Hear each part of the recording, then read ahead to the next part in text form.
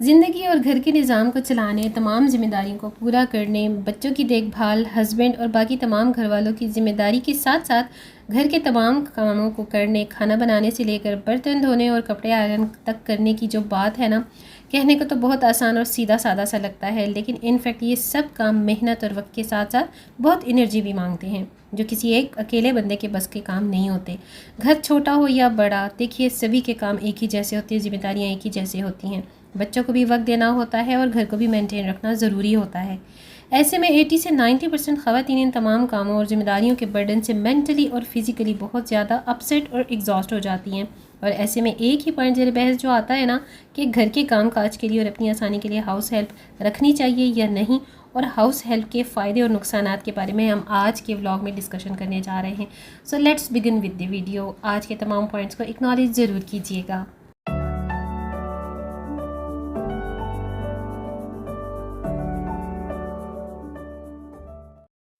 अस्सलाम वालेकुम जी, welcome back again to the channel again. I hope मेरी तमाम डियर वन सिस्टर्स ठीक ठाक खैरियत से होंगी। अल्हम्दुलिल्लाह आई एम गुड ऑल्सो।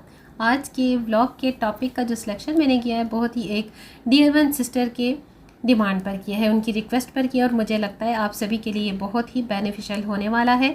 और अगर कोई पॉइंट कोई भी बात क्लिक कर जाए तो उसे फॉरवर्ड और शेयर ज़रूर किया कीजिए, क्योंकि ये मेरे लिए भी सदका जारिया है। व्लॉग स्टार्ट हो रहा है एज़ यूजुअल मेरी लंच और मॉर्निंग रूटीन से। आप छोटे छोटे क्लिप्स की सूरत में जितना भी मेरे साथ कंटेंट मेकिंग मेरे क्लिप्स को देखते हैं, ये मोटिवेशनली कंटेंट शेयर करने की गर्ज से होता है, और मुझे यही चीज़ चाहिए कि मैं अपने कंटेंट और अपने टॉपिक्स के थ्रू अपनी तमाम प्यारी सी डियर वन सिस्टर्स को मोटिवेट कर सकूं, उनको सेल्फ़ केयर सेल्फ ग्रूमिंग की तरफ फोकस करवा सकूं, ध्यान करवा सकूं, और यही मेरी मोटिवेशनली एम है, यही मेरा मकसद है। आज के टॉपिक को करते हैं अपना स्टार्ट कि हाँ जी, हाउस हेल्प हमें रखनी चाहिए या नहीं, और इसके फ़ायदे और नुकसानात कितने हैं और किस हद तक हैं। सब में पहली बात तो ये कि जी हाँ, मेरे पास भी हाउस हेल्प है, जो मेरे लिए बहुत ज़रूरी थी तब से जब मुझे सेकंड टाइम टाइफाइड हुआ और मेरी मेजर सर्जरी हुई। तो जाहिर है कि घर की जिम्मेदारियाँ सब कुछ अकेले हों या ना हों, बीइंग अ वाइफ और एंड एज अ मदर, अपने घर को देखना तो हर सूरत हमें खुद ही पड़ता है ना। और जब बच्चे छोटे हों तो तब तो बहुत ही ज़रूरी होता है। छोटे बच्चे फुल टाइम चाहते हैं। और उसके बाद जब से मैं यूट्यूब पर सोशल मीडिया पे एक्टिव हुई हूँ, तब से तो देखिए घर के काम काज के लिए टाइम मैनेज करना बहुत ज़्यादा मुश्किल हो जाता है। और ये बात वही लोग समझ सकते हैं जो ख़ुद क्रिएटर हैं, उन्हीं को ये आइडिया हो सकता है अच्छे से। यूट्यूब का काम बिल्कुल भी आसान नहीं है, ये बिल्कुल एक फुल टाइम जॉब है, लाइक ऑफिस वर्क की तरह, और इसके लिए कई कई घंटे लग जाते हैं वीडियो मेकिंग में, एडिटिंग वगैरह में। तो ऐसे में ख़ुद के आराम के वक्त को भी कुर्बान करना पड़ता है, इसलिए मेड रखना ज़रूरी भी है, और घर के और अपने आराम की सोच के लिए बहुत फ़ायदेमंद भी है। अब जिन घरों में फैमिली ज़्यादा हो, बच्चियाँ हो, तो काम को बांट कर सहूलत से गुजर बसर भी हो जाती है। लेकिन जब इंसान अकेला भी हो, काम काज भी तमाम करने हो खुद से, तो ऐसे में अपनी सेहत और अपने काम का बहुत ज़्यादा इफेक्ट भी होता है। इसलिए हेल्पर रखने के जो फ़ायदे मेरे मुताबिक है ना, वो मैं आप सबके साथ शेयर कर रही हूँ आपसे, और नुकसानात भी इसके कितने हैं वो भी सब आपने एक्नॉलेज करने हैं। पहली बात तो ये है कि देखिए घर की जिम्मेदारियां और काम सब इंपॉर्टेंट होते हैं, और इनका स्ट्रेस भी होता ही है, ये भी फैक्ट है। इसलिए टाइम मैनेजमेंट और अपनी एनर्जी के लेवल से हाउस हेल्प रखने में कोई कबाहत भी नहीं लगती मुझे। सबसे इम्पॉर्टेंट बात जो मैं यहाँ कर रही हूँ ना, जो मुझे लगता है कि इफ़ेक्ट होती है, वो है जब हम सारा सारा दिन काम काज में ही मसरूफ़ रहेंगे और थक जाते हैं, तो फिर इबादत की तरफ भी हम ध्यान नहीं दे पाते। जो हम करना चाह रहे होते हैं, थकावट से हमारा इतना बुरा हाल होता है कि हम जस्ट सिर्फ सिंपल सी एक नमाज अदा कर पाते हैं। उसके बाद जितने ज़िक्र अस्कार, तिलावत या सूरतों की जितनी भी हमने पढ़ाई करनी चाह रही होती है वो हमसे नहीं हो पाती। तो हाउस हेल्प होने की वजह से ये सहूलत हमें हो जाती है कि हम आराम और सुकून से रिलैक्स होकर अपनी इबादत पर पूरी तरीके से फोकस कर पाते हैं। देखिए ये भी तो एक फैक्ट है ना कि 100% नहीं तो 50% तो आपको सुकून देती ही हेल्पर की मौजूदगी। पहला जो फ़ायदा है ना हेल्पर का, देखिए टाइम की बचत हो जाती है। घर के भारी भरकम जो काम आपके अकेले पर होते हैं ना, वो भी काफ़ी डिवाइड हो जाते हैं। बर्तन वॉश, झाड़ू पोंछा, मॉपिंग, डस्टिंग वगैरह, ये सभी कुछ काम जो होते हैं ना, आपको आपके हिस्से के सारे हेल्पर पर आ जाते हैं, और आप जो है आराम और सुकून से बच्चों को स्टडी करवाना, कुकिंग करना, और घर के बुज़ुर्गों की देखभाल के साथ साथ हस्बैंड की भी जो जिम्मेदारियां और काम एज़ अ वाइफ एक घर की ओनर की हैसियत से जो होती है ना, आसानी से आप अंजाम दे सकती हैं जब आपके पास हाउस हेल्प होती है। मेरे पास क्योंकि 2 चैनल का वर्क चलता है, मेरा अपना प्रोफेशनल बुटीक वर्क भी, ड्रेस डिज़ाइनिंग भी चलता है, तो मुझे उसके लिए एक्स्ट्रा टाइम चाहिए होता है। ऐसे में यकीन मानिए, बिलीव मी, मेरे लिए हेल्पर जो है ना किसी एक खुदाई तोहफे से कम नहीं है, और जो सच है वो भी बात बोलनी चाहिए। नुकसानात इसके बहुत ही कम होते हैं, ना होने के बराबर। हेल्पर के फ़ायदे बहुत होते हैं अगर देखा और सोचा जाए तो। हेल्पर के होने से दूसरा जो बड़ा फ़ायदा है ना, जब 4-5 घंटे जो आप इतनी ज़्यादा मेहनत करती हैं, अपना इतना टाइम स्पेंड करती हैं साफ़ सफाई करवाने में ना, तो वो आपको बच जाता है। आप अपनी सेल्फ़ केयर कर सकती हैं, सेल्फ ग्रूमिंग कर सकती हैं, आप अपने छोटे छोटे दूसरे काम कर सकती हैं। जैसे अब मेरे साथ चैनल वर्क चलता है, मेरी अपनी हॉबीज़ चलती हैं, मैं उसकी तरफ पूरा फोकस कर सकती हूँ, उसको प्रॉपरली टाइम मैनेजमेंट के साथ फुलफ़िल कर सकती हूँ। और बाकी जितनी घर की डिक्लटरिंग होती है, ऑर्गेनाइजिंग होती है, बड़े आराम और सुकून से क्लीनिंग भी कर सकती हूँ, इवन डीप क्लीनिंग भी कर सकती हूँ। जिस दौरान हेल्पर मेरी अपने काम कर रही होती है, बड़े बड़े सारी साफ़ सफाइयाँ कर रही होती है, उस दौरान ना मैं अपने छोटे छोटे कामों को आराम से सुकून के साथ सर अंजाम दे देती हूँ। तो ये भी एक बहुत बड़ा फ़ायदा होता है आपको। हाउस हेल्पर का तीसरा जो बड़ा फ़ायदा है ना, अक्सर घर के भारी भरकम सामान को जो हम मूव करते हैं, छत और पंखों वगैरह की साफ़ सफाई जैसे बड़े बड़े काम जो होते हैं ना, आपके ख़ुद के करने से जो प्रॉब्लम्स और परेशानियाँ आपको हो रही होती है ना, और या तो कभी जॉइंट पेन्स हो जाते हैं, कभी कमर दर्द निकल आता है, तो इस किस्म के तमाम मसाइल का सामना आपको नहीं करना पड़ता। और ये सारे जो हमारे हिस्से के काम है ना, वो हेल्पर पर आ जाते हैं। यकीन मानिए ऐसी सिचुएशन में ना आपकी सेहत के लिए भी ये बेहतर होता है, क्योंकि देखिए ये बेचारी हेल्पर्स जो गांव के और देसी माहौल की परवरदा होती है ना, इनके लिए ऐसे तमाम कामों को करना बहुत ही आसान और इनके लिए ये आदत होती है। एक इसी बात को एलिब्रेट मज़ीद करूँगी कि पैसा ही देखिए सब कुछ नहीं होता, सेहत और ज़िंदगी से बढ़कर कुछ भी नहीं है। और दूसरा ये भी तो देखिए कि अल्लाह पाक ने आपके ज़रिए किसी ज़रूरतमंद का भी वसीला तो रखना ही है ना, उसके घर की रोज़ी रोटी भी आपके नमक में शामिल कर दी है, तो जो अल्लाह ताला ने हर इंसान को हर सूरत में देनी ही है। मैंने ऐसे मामलों में बड़े बड़े अमीर लोगों को भी कंजूस देखा है, जो किसी ज़रूरतमंद की ज़रूरत तो क्या किसी को अल्लाह के नाम पर भी मदद करने गवारा तक नहीं करते, सोचते तक नहीं है। दर हकीकत ये जो इन्वेस्टमेंट हम कर रहे होते हैं ना, अपनी सेहत और अपनी एनर्जी के लिए इन्वेस्टमेंट कर रहे होते हैं। आजकल तो देखिए हर काम का रेट है, इन बेचारी हेल्पर्स की तो इतनी सैलरी भी नहीं होती है जो वो अफोर्ड आप ना कर सकें। बड़े घर के और छोटे घर के और पोर्शंस के हिसाब से हेल्पर्स के अलग अलग चार्जेस होते हैं, जो आप आसानी से अफोर्ड भी कर सकती हैं, और अपनी सेहत और अपने घर के लिए आपको सहूलत भी होती है। तो इसको ज़रूर करना चाहिए। डिपेंड करता है आपके घर और काम पर भी। अगर आपके हस्बैंड या फिर आप ख़ुद भी इंडिपेंडेंट है, आप अफोर्ड कर सकती हैं, तो आपको ज़रूर हेल्पर को अफोर्ड करना चाहिए। आप ज़रूर हेल्पर हायर करें। वो कहते हैं ना, एक से पहले दो। चौथे नंबर पर जो पॉइंट है, जो मेरी अपनी एक्सपीरियंस की हुई बात है ना, देखिए घर के काम कभी भी ख़त्म नहीं होते, छोटे से छोटा काम भी निकलता चला जाता है। कामों का एंड तो होता ही नहीं है जब तक कि रात ना हो जाए, और वो भी हमें खुद ही एंड करने पड़ते हैं। क्योंकि देखिए हर ख़ातून को घर के काम काज का ही चिड़चिड़ापन होता है, एक सोच होती है, परेशानी होती है।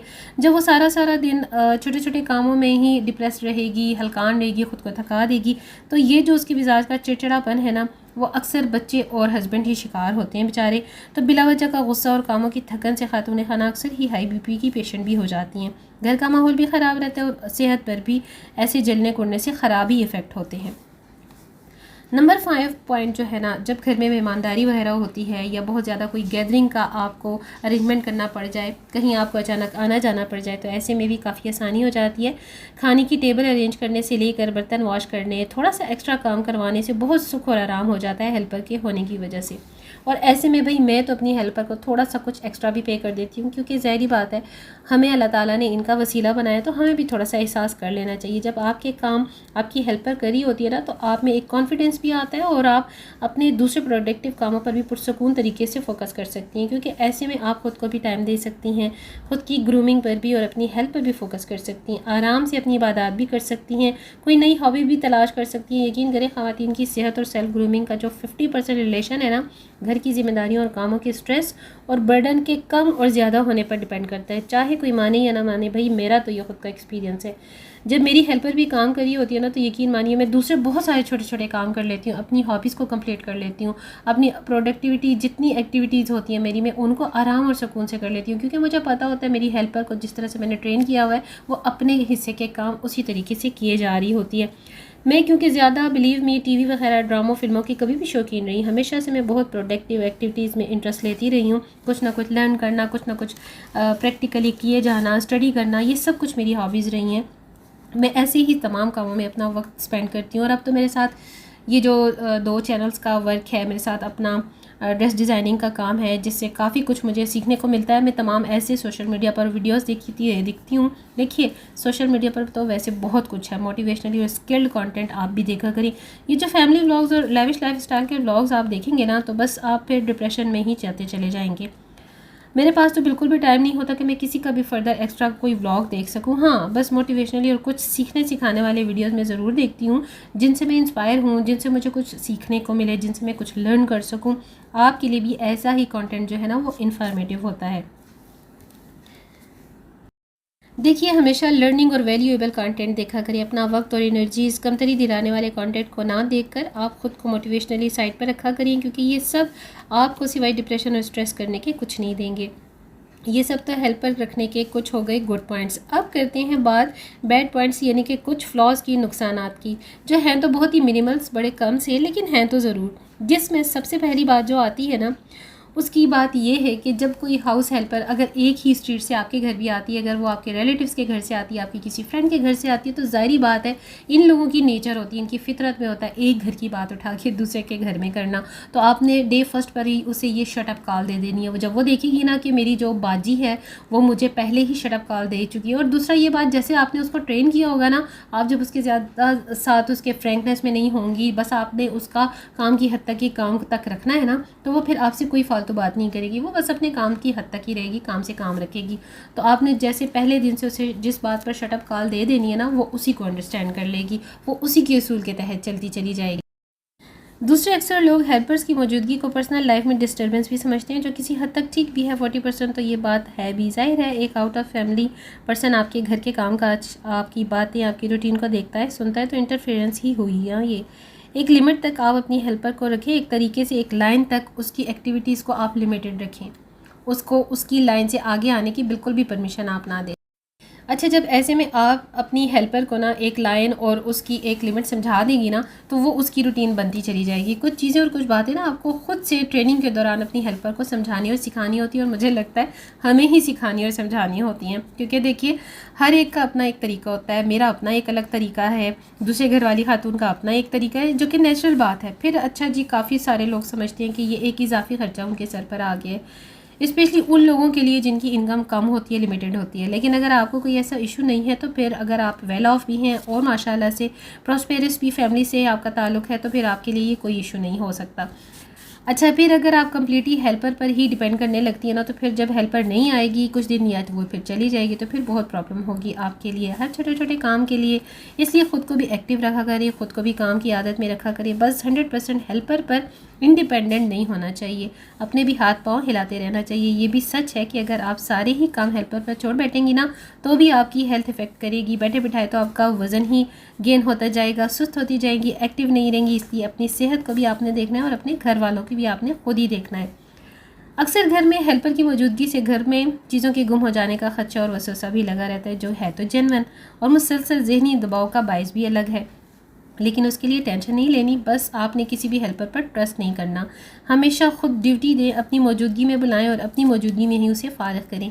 अपनी कीमती चीज़ें या कुछ भी उनके सामने ना रखा करें, ना तो उनको पता होना चाहिए आपकी कैश, ज्वेलरी या आपके कपड़ों की कबर्ड की कीज़ वगैरह कहाँ है।